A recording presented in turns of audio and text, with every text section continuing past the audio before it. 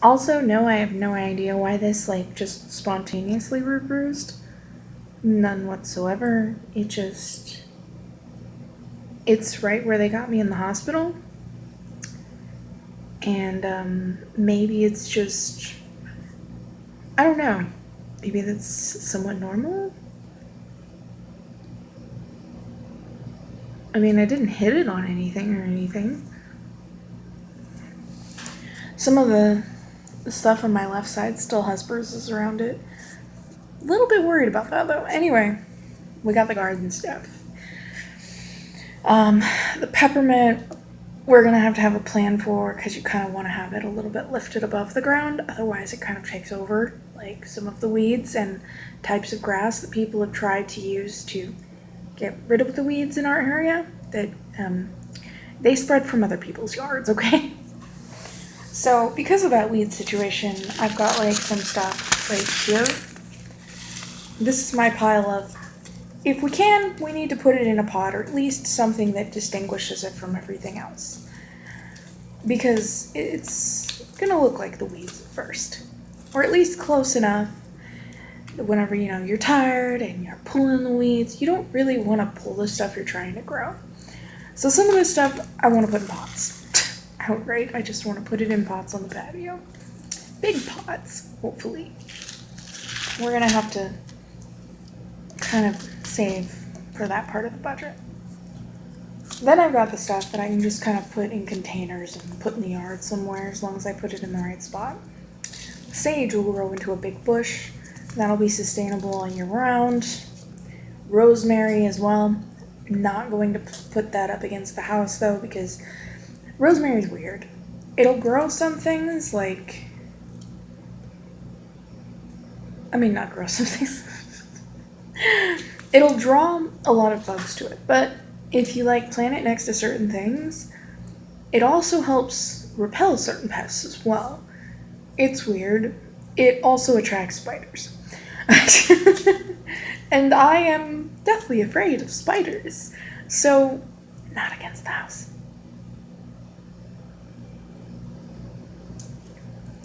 It also may also attract small animals that some people around here have had problems with, and we would rather not get rats. So leave that over there. We got our oregano and our basil. For obvious reasons, because spices are both better fresh and exceedingly expensive at the store. We got our salad stuff. Jen wanted this. It has the fancy lettuces. It's a mix. I'm just like, this is going to kill me because I want everything labeled. I want to know what it is. I'm just going to have to put mystery salad mix on all of the pots that we start that stuff in. What is it? What does it look like? We have to identify everything because I like to have that stuff. Yeah, I'm weird. Not really. But you do want to know what it is because some things have little nuances, and you just want to know what it is. Jeez. Gonna have to watch out. Can't ask Gene to help me with these. He will eat them straight out of the garden. He doesn't like them once they're cooked. He'll eat them if they're mixed in with something. He's been like that since he was a kid. Peppers. Bell peppers. Grand Bell mix. I'm gonna germinate some of those and get those going. Hopefully, I can foster the plants though, so that they'll last all year round. And maybe not have peppers all year round, but my plan is to try and grow more plants, that will stick around all year, and then not. So, of course, we've got our onions, green onions, because they're easier, and probably will grow better in the soil options that we have than other onions. So, tomatoes, Roma, because they're small, and we don't really have a lot of we're not starting off with like a bunch of ways to like enrich the ground and all that. So I'm not gonna fool myself trying to start off with regular tomatoes. Also, regular tomatoes need more training because they're big, and I don't want to deal with it. I'm gonna be like perfectly straight. I don't want to deal with it because if you don't train them, yeah.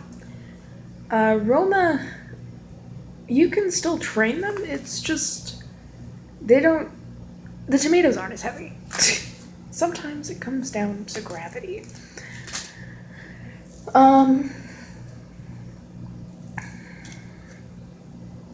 Broccoli. I've actually never grown broccoli before. I have no idea what to expect. None. This could either be awesome or I don't know. It could be a disaster for all I know. Now I've seen broccoli in the ground. Took a trip to the farm whenever I was little, and they were growing broccoli, and we got to harvest our own.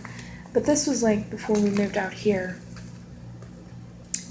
There was we got to like take a bag of it home, and my mom actually tried to cook.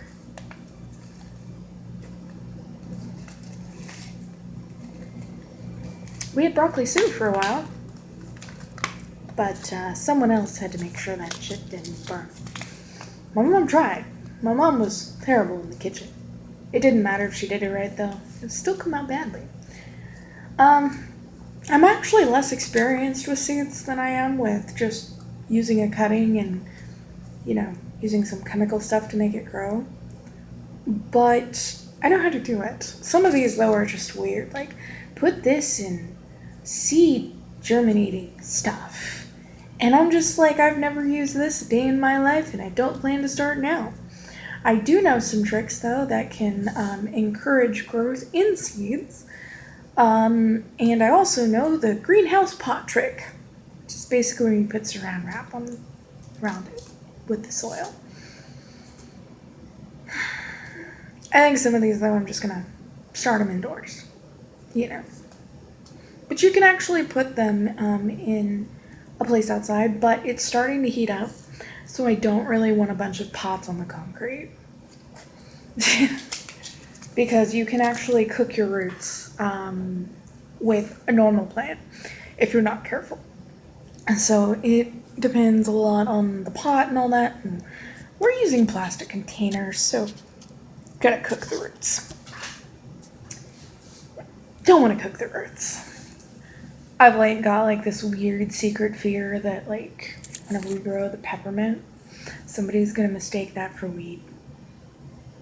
Somebody's just gonna be so high or something, they're just gonna be close enough. So I'm like, okay, don't put that out front. Because there are some of these I think are pretty enough that, we could put them out front. Maybe to the side, kind of under the carport or something. Where it won't heat up as much.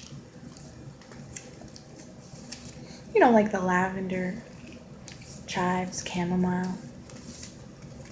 Some of this stuff would probably look like a very pretty garden of pots, just kind of lined up along the edge.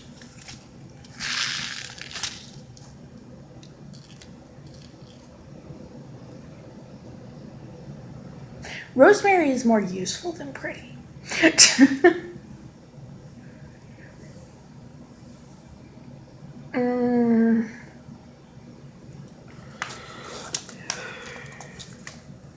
Tim and Jen started clearing out the weeds in the front yard. I guess they heard me getting frustrated that I couldn't go do it and have spent, days on it. Because this one area, right next to the neighbor's yard, beside us, just flourishes with all the weeds. They actually went through, it had looked like almost like a tropical rainforest. There were just so many weeds, and they were so tall. It was either this is on purpose or it's not. Also, because there are so many weeds in our neighborhood, and because of how, chamomile grows, I don't want somebody to, mistaken it for a weed. I want it to look pretty. not just be useful for our tea, which is what we're growing it for. We're growing it for tea. Because it makes wonderful tea. Wonderful sleepy tea. And lavender, also for tea, but also for sage bundles. And also because it's just really nice smelling. But if you put it in tea, you can also put it in some regular dishes as well, though. Same goes for chamomile. You can kind of accent a peach cobbler or something with a little bit of chamomile or lavender. And you'd be surprised what you can do with some flowers. Just because they're just kind of like that. And then, after this, we're going to go to some of the stuff that's more for pretty. And because we want to. Jen wants irises. And I'm like, I don't object. I want to make sure that we at one point get a hold of some Easter lilies because those are my favorite. Some forget-me-nots. I don't know. The plants that die every year are always less of a thing for me than the ones that you can keep alive. I mean, it was always exciting growing up whenever they came out, but I was always really mad at some of the plants because in Arizona, if something is supposed to come back every year, there's not very much that does. So you don't want to end up with something that looks dead because in Arizona it probably is. Everything, the ground gets so hot that it cracks. Okay. There's no fixing that. So, nothing needs full sun in Arizona. But you do kind of want to put it in a spot where it gets enough sun. That is different than full sun. Which is basically what the shade is like. Okay, I'm giving a lot of shade, pun intended, about Arizona weather. But yeah. Sometimes you have to learn how to make things grow here without the absolute optimal conditions. It is not optimal here for growing this stuff, but some of this stuff, once it gets going, will be a lot easier to keep going. So my plan with rosemary is I've actually got a spot in mind for it once, it's germinated, and that's part of it. Kind of just visualizing in my head where each of these needs to go in order to do the best, but also to factor in, because last time I had a potted plant, back at the condo, because we had permission, somebody took off with it. And I was really mad about that. And some other people could just have all these big plants and nothing would happen. I just had one, and it was an Easter lily. And I was trying to, there was a reason why I was trying to keep the soil moist, but not all the way moist, because I wanted it to come back the next year, which is really hard to do in a pot. I was basically seeing if I could, and then somebody took off with it. I guess they just thought that it was soil in a pot. I don't know. But they still took off with it, and I was pretty mad. So, my collection. Well, not just mine. I wanted Jen's feedback, especially because she also wanted a garden. We both kind of just wanted a garden. I wanted it to be functional as well as pretty. That's what I'm going for. I want it to be pretty because it's pretty, but I also want it to be functional. So there's this area beside the house that's still behind the backyard fence that should be out of the way so Chris won't be as tempted to trample it while playing. He's already not allowed to be back there anyway. So I'm thinking some of the vegetables will do good back there. Vegetables in Arizona, if you have them in full sun, you basically have to put something over them. So it's not as harsh. I guess Arizona is harsh on everything. I mean, damn, there are even some cactus that have a hard time here sometimes. Like, some years have been hard even on them, and I've lived here through those years, so I've seen it. um, there are some cactuses that can be useful if you can grow them. Like, you can actually eat them. They're edible if you want to get all the stuff out. One that's notorious for that is the prickly pear. And there's actually a jam you can make with prickly pears because it actually produces fruit, a very prickly fruit. And it's actually really good. But also, it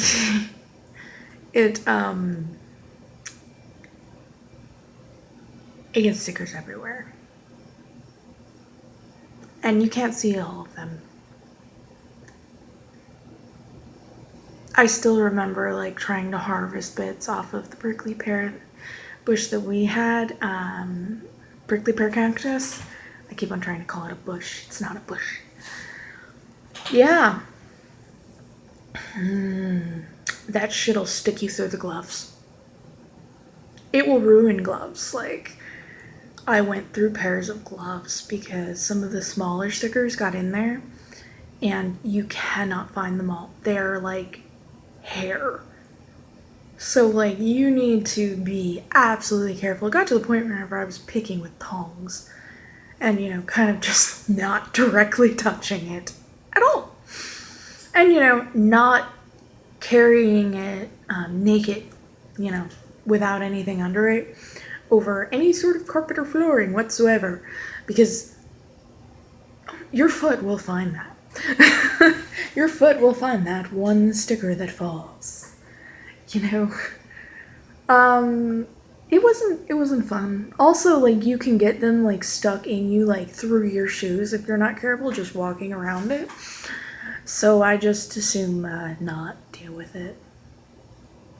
They're also impossible to weed around, by the way, because of that. So I'm like, yeah. They are simultaneously super useful, but also like super you have to know what you're doing handling it. And I really didn't. I kind of just learned through trial and error. But also I talked to a lady across the street who had one too and made amazing jams. And I learned some things from her as well. So you just kind of have to like learn things. But like with prickly pears, you gotta be careful because that shit'll get in there. It'll ruin your gloves. It'll ruin your day. It'll ruin your life. So like, don't. Like, you have to be very careful with it. If any of those stickers come off, now it's not very often that they do while you're carrying them, but like they can. And it's usually the really small ones that you will never see until they are in you, and then you just feel like this pain, and you'll wonder if it's even real. Because, like, it's like that phantom pain that you get. Don't do it. Don't do it. Just don't carry it naked over anything. Anywhere you're gonna walk barefoot, basically. This mistake at one point. Don't do it.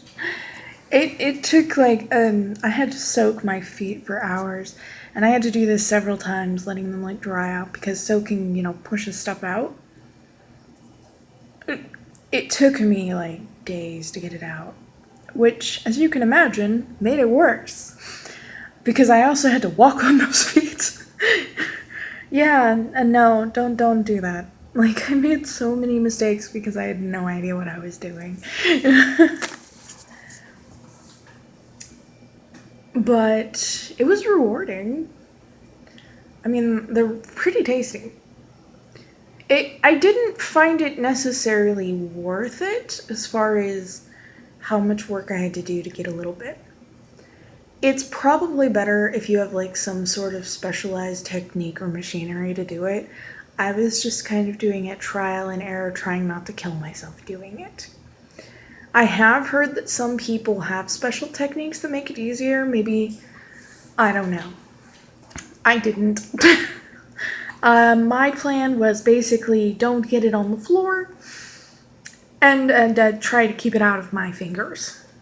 And, just do as much as I could in the limited amount of time that I had to do it.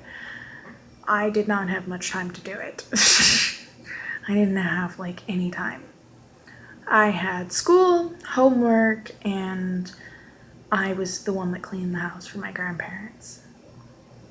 My grandmother didn't clean. I realized that this is probably a revolutionary thing, but my grandmother didn't clean. She would wipe down some things that I brought to her, but all of the cleaning was up to me. Unless my grandfather helped vacuum or something while he was home. Which was rare. And I actually can't, maybe there's this one time that I can recall that he did that. But no, right now I'm basically just trying not to worry about the spurs. I'm was it just kind of lighter? Did I just lose more of the poof and just it's more visible? Because I've been losing swelling. Now this, on the other hand, swells up because of my thyroid. So I'm not as worried about that.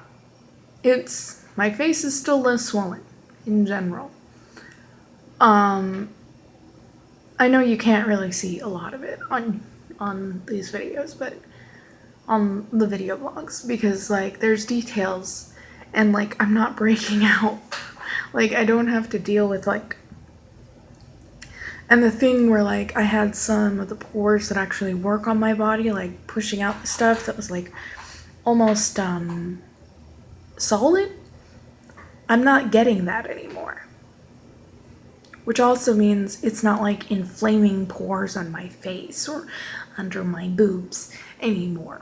I'm not having to pick it out and make sure that it doesn't get stuck and get infected. I'm not having to pop pus off of a thing on my face. Okay, I'm good. My routine has significantly cut back as far as that stuff goes.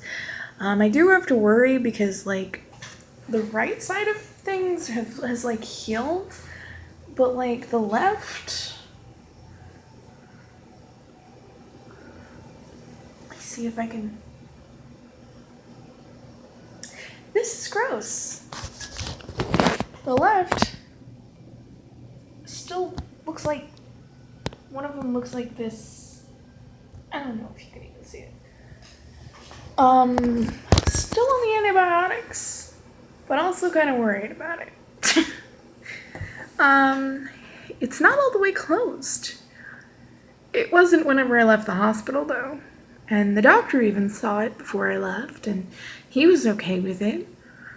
It's not really any more open than it was. It's just having a hard time closing. And, just that little bit rest of the way.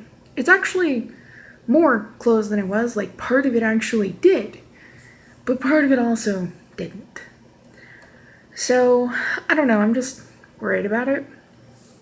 I've got, 2 more that are kind of stressed. But, I'm more worried about, the weird pains that I have underneath the skin. Than I am about that. The other 2 have scabbed over and aren't becoming inflamed. So I'm not as worried about them because I know they're healing. When it is being a problem child and inflaming, that's when I worry about it. This is also the one that was the reason that I ended up calling and letting them know, it had been so red all further around it. And this is the reason why I'm on the antibiotics. Because of that. That reminds me, the antibiotics could be the cause of that. I don't know. All I know is that I don't normally bruise that easily.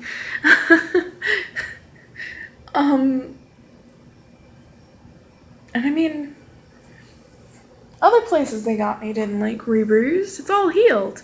why is my hand like this? Why are you like this? Like, where they had me in my arm is good now. I mean, you can still kind of see a little dot right there, you know, because the needle was still huge. But, you know, you can tell, you can get up close and tell that it's all healed up. They'd had me stuck with some. But, like, you can look at this and you can still see where they got me here, too. You can also see scars. Because growing up, they used to get me a lot. All they did was, like, take blood a couple times here, though. It's not like I had, like, an IV there or anything. I actually start, like, kind of getting freaked out. Like, I don't tell them that I'm getting freaked out. Pretty sure they can probably hear it in my voice whenever I ask them to do it someplace else. I don't like hand IVs. I can't do anything with my hands whenever they happen. And if anybody were to take like a in-depth look at my hand, they would probably notice I have a ton of scars on the back of my hands. Some of them are so old, they're no longer in a place where it would even make sense for me to have a scar on the back of my hand from an IV or anything like that. Like, it's traveled all the way over here because I've grown since then, and that was basically my childhood. They liked the hand. They like to stick your hands. But also, like, I had stuff that happened that, like, personified that. I don't do stuff like that, touching the back of my hands. Like, I can't do it. I can't have it happening. It restricts my ability to work with my hands, and that's how I handle my PTSD. I do things with my hands. Some of it's just moving, you know, and meditating on that, you know, just kind of. That's how I handle, that's how I ground myself and manage to function through some pretty fucked up shit. I don't like things in my hands. Like, don't stick my hands. But seriously, that bruise is. It's been like almost. I mean, my surgery was on the 10th, and they let me go the next day. So I can't figure out why it would be bruising now. And I'm kind of worried about that. I mean, I know they stuck me twice to draw blood from. But, like, it shouldn't be bruising now. It shouldn't be re-bruising now. And, like, it's still bruising, like, around that area and stuff. I don't know. It just worries me. I haven't hit it against anything or anything. Nothing happened to it. I just kind of woke up with it like that. And, yeah, it's just been kind of freaking me out. Like, silently, in my head. I've just kind of been worrying about it because, you know. But, you know, just talking about it, you know, I was able to think, you know, it's probably the side effect of the antibiotic. That it makes me bruise more easily, which is probably bad in combination with me still healing. Because anything that makes my veins more fragile is bad. Because, you know, I've been cut open and I'm supposed to be healing. Yeah. But I've still got, like, bruising, and there's obviously enough going on that, like, there's, like, an area about this thick, like, bruised consistently around, like, one of them, and, like, it continues a little bit in, like, a direction, and I don't know. It's been long enough that I would expect that to start fading. But instead I'm getting stuff like this happen. And that's scary. That's scary.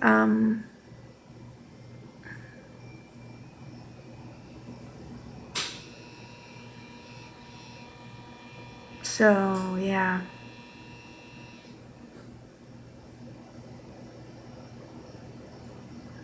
It's scary, but I'm trying not to say anything in front of Jean. Because, unless I know that there's something to worry about, like, for sure, like an actual cause, that we can't just take care of easily, that's something I'll have to go to the doctor for, I don't want to worry him anymore than he already is. He's pretty worried. So I'm like, I hope it's just a medication. Like the antibiotic or something. Because this would be bad. Like, oh my god, what if it's like, I don't even need to, I'm not finishing that thought. I mean, the thought's finished, but I'm not going to say it because that's just going to make me think on it more and worry. And I'm just like, oh boy. I worry more than Jean does. And Jean worries a lot.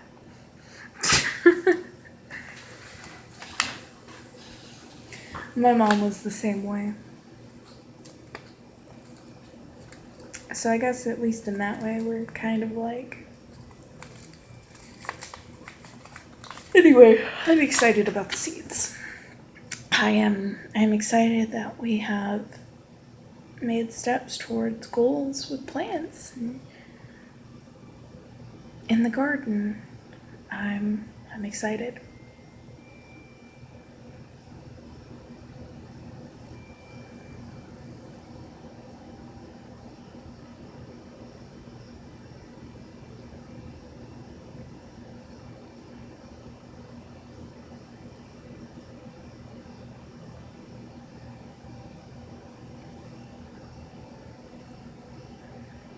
It's also something to focus on so I don't focus on how scared as shit I am.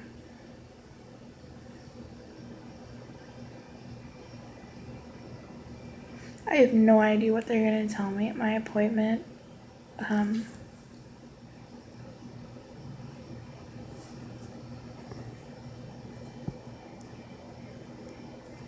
What is it, next week or the week after? No, it's not. Next week, it's the week after. Okay, fine. In like what, almost 2 weeks? I have to wait to find out like why they're telling me I'm going to need radiation therapy. I mean, we thought we got it all right. So that was what the initial pathology even supported, that like it looked like we had got it all, there shouldn't be anything else in there. But also, they took more than my uterus, so, they tested more than my uterus. So I'm like, oh dear goodness, did I have cancer somewhere else too? Was it my ovaries? My cervix? What was it? What's going on? Or was it like some weird, rare thing where like a little bit of it really did go beyond the 50% and like it just didn't show an initial pathology because it was like micro compared to like the other, I don't know, because literally any of these things could have happened. Also, it could be even scarier than that, but I'm trying not to think about that.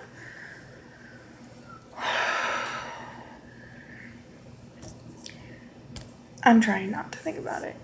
I'm trying to think like, hopefully it'll be something that they won't need to do a lot for, that it'll need like just minimum, and I won't have to like lose all my hair and shit.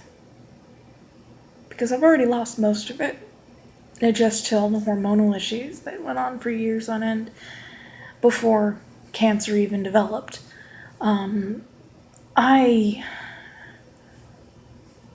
I'm just now like being able to deal with not being blown up like a balloon. Please don't let it be something that blows me up like a balloon. Because after healing, that's going to be so much worse. I've already had to put up with that, like, because I didn't like have enough of the medication that stopped it, and nobody made sure I got more.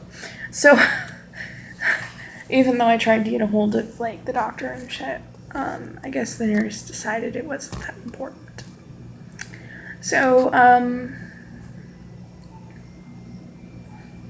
I've already experienced that. You know what that feels like after healing? That feels like portions of your flesh are pulling away from you. Just pulling away from your body, which basically feels like you're being skinned alive. But without like the surface wound. Just the pulling away part. It feels bad, okay? And I'm just like, please don't.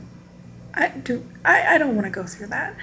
But like at the same time, if that's a side effect of it, if I have to temporarily go through that again to like make sure that like I can survive and stay with Chris and Jane, and watch Chris grow up and still be here, waiting for Rowan and Rohan if they ever come find me, if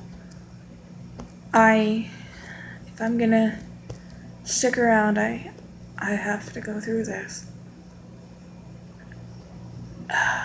I don't know what version they're going to do on me. I don't know what it even is. All I got was a single phone call saying that I'm going to need radiation therapy. They didn't tell me why.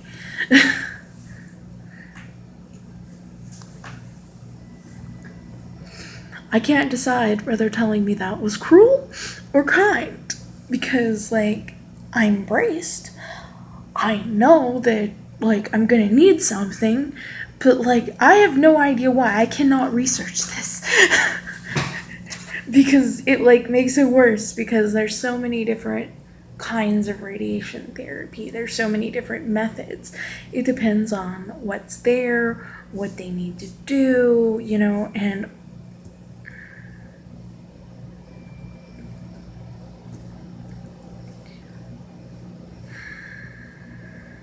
I don't know. I don't know anything other than I'm gonna need radiation therapy. Also, while healing, I've been more tired, but I figure that's probably just because my body's trying to heal itself. It's not the first time that that's happened. I usually heal faster though whenever that happens. I've just noticed. Probably because I'm used to not getting enough sleep, and I've had some degree of that since childhood because of the PTSD. So I guess I was more equipped to function with the very small amounts of sleep, worrying about my boys and if they're alive or dead or where they are, and all that. I started bleeding like I did. There's no doubt in my mind the bleeding was triggered by losing them and being separated by them, from them. But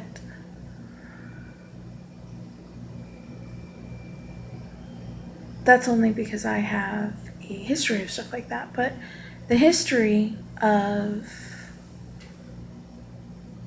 stuff like that whenever I was little was, it was still something that was already there, being made worse. It wasn't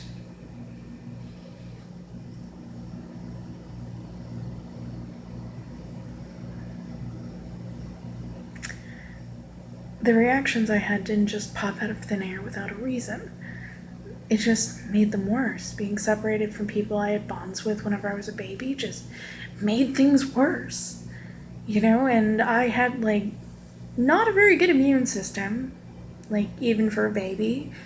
I was deficient, and I had febrile seizures. And I got the grand mal. I had it really bad. So, I haven't had a seizure since I was a kid, not a febrile. Nothing that, I did have something that was caused by, like, medications at some point, but, like, nothing that would affect, how, like, a doctor would treat me for something. Nothing like that.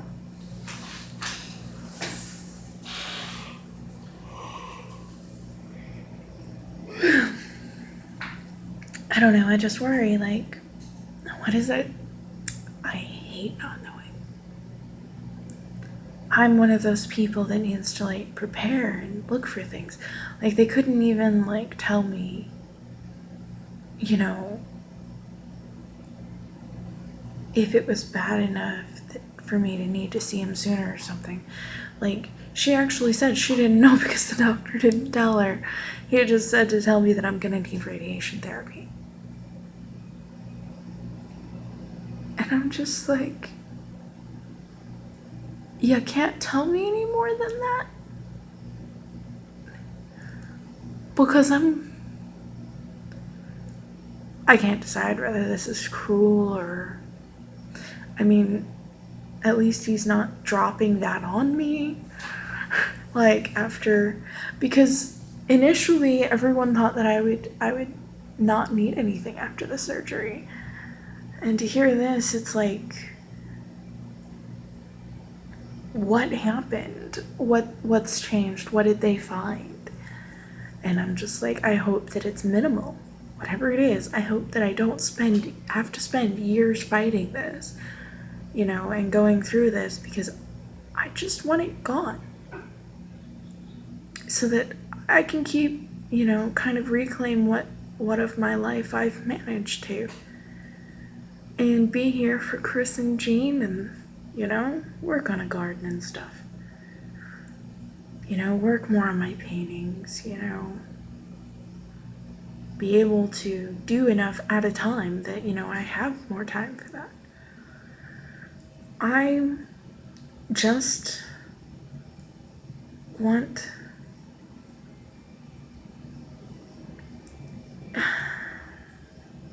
who am I kidding? I want a lot of things, like a lot of people. But as far as this stuff goes, I thought that I actually let myself hope, you know, that the doctor was right and that I wouldn't need anything more after the surgery. They were so optimistic they didn't even test my lymph nodes. They thought that the surgery would get it all, and it didn't. They couldn't see anything visually that would indicate otherwise. It's not something that they do unless they think they're going to need it. And now I might need it. And I'm just like, oh dear. I mean, they're probably going to do that. I mean, you want to know, you know,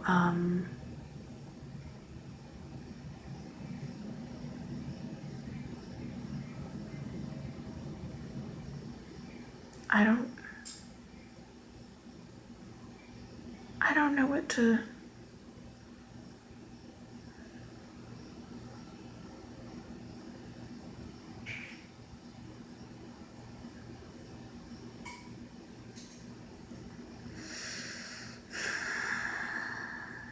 I don't know. And I'm not going to yet. I just have to hope for the best and prepare for the worst. And if we prepare for the worst, then if it's not the worst, then we'll just be prepared for whatever. You're just more likely to be uber prepared, you know? It's worked for me as a philosophy in life.